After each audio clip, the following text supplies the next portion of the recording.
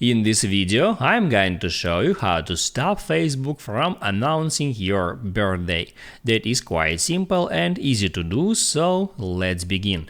And first, open up Facebook app and then right here tap at your profile picture. It shows your profile, and here all you have to do is just tap at edit profile and then scroll down to the very bottom and tap on edit your about info.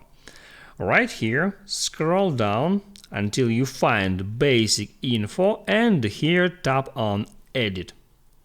And there, at the date of birth section, you can find two options. The first is date of birth and the second is birth year. And next to each of that options, you can find that privacy permission button. You can hit on that button and there select privacy for that specific information. You can set your date of birth to public, to friends of friends, to friends, and also you can hit at more options and set this option to only me.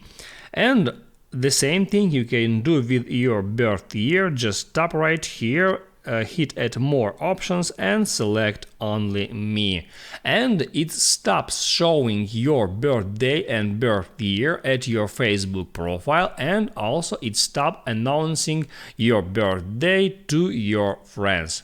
I hope it helps you guys, so don't forget to like and subscribe.